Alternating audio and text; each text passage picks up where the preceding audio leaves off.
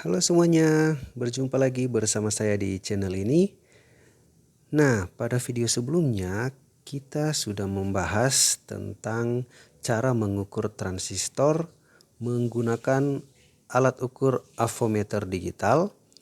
Dan pada video saat ini saya akan berbagi tutorial bagaimana caranya mengukur transistor menggunakan alat ukur avometer analog. Oke, langsung saja ke tutorialnya. Karena pada video sebelumnya saya sudah membahas untuk transistor ini. Jadi pada video ini langsung kita ke tutorialnya.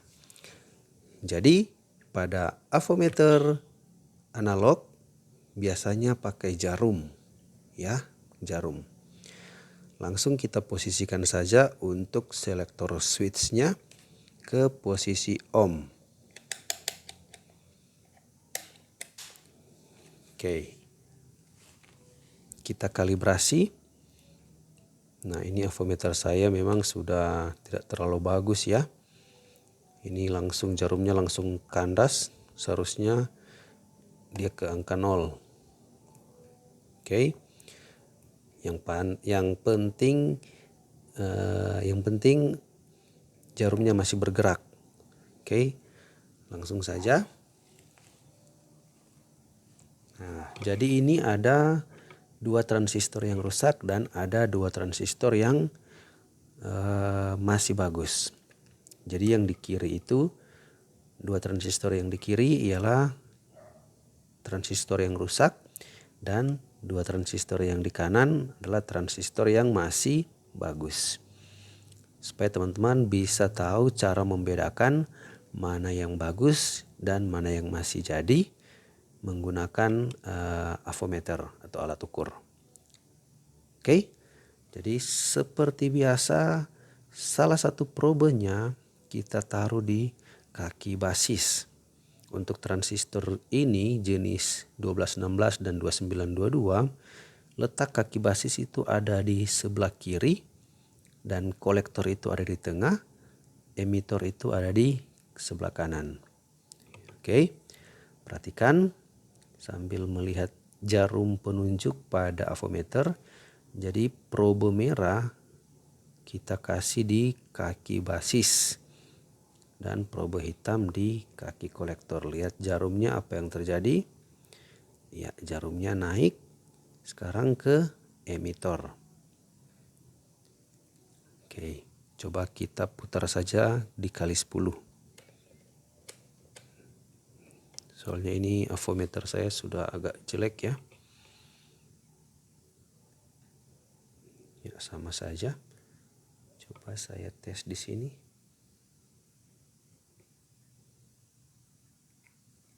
Oke, kita ke kali 1 lagi. Pokoknya teman-teman, kalau jarumnya terlalu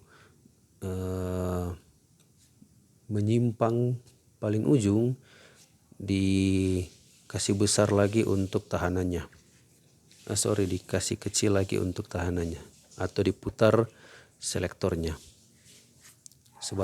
Sebaiknya jarumnya bisa menunjuk di 0 sewaktu dikalibrasi ya. Nah, kalau teman-teman lihat ini langsung kandas sampai di ujung. Padahal untuk adjustable-nya ini sudah di paling kiri. Oke.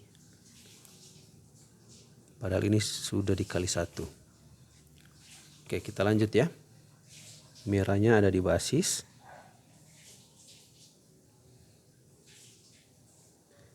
Hitamnya di kolektor. Dan emitor. Nah, jarumnya naik. Oke, sekarang kita balik. Nah, jarumnya dia naik. Nah, untuk transistor yang masih bagus, ketika probenya diputar atau dibalik, jarumnya itu tidak bergerak. Artinya tidak ada hubungan karena ini kan transistor jenisnya semikonduktor atau dia bisa menjadi konduktor tapi dia juga bisa menjadi resistor. konduktor itu bahan yang dapat menghantarkan arus listrik, sedangkan resistor itu adalah bahan yang tidak dapat menghantarkan arus listrik. Nah, sedangkan transistor ini dia merupakan jenis semikonduktor, yaitu sewaktu-waktu dia bisa menghambat, sewaktu-waktu juga dia bisa menghantarkan, tergantung kondisi yang terjadi pada transistor tersebut. Oke, kita lanjut. Itu untuk penjelasan singkatnya. Sekarang kita ke transistor NPN.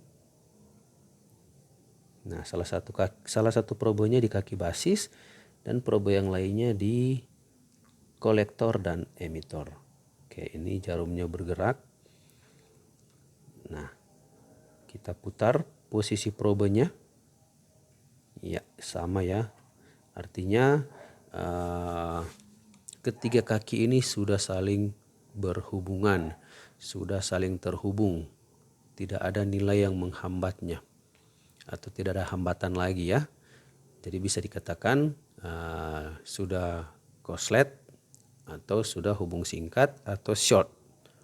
Oke, kita ke transistor yang masih bagus.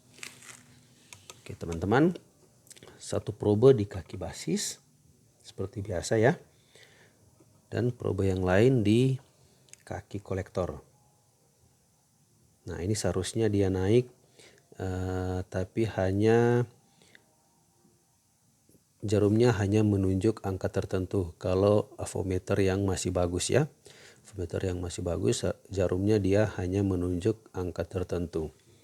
Begitu pula ketika kita pindah ke kaki emitor.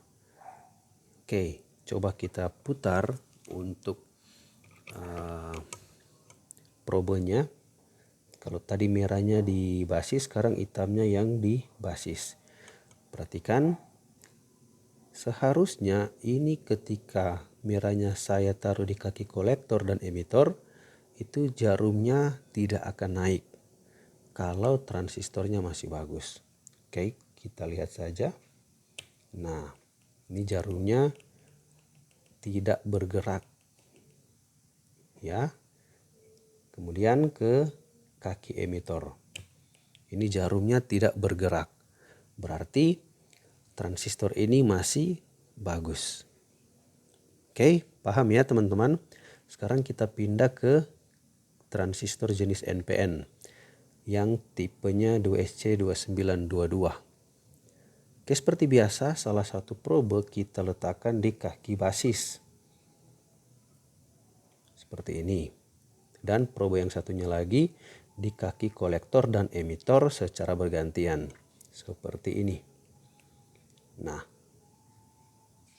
di kaki kolektor jarumnya naik dan di kaki emitor jarumnya juga naik. Sekarang kita putar untuk probenya.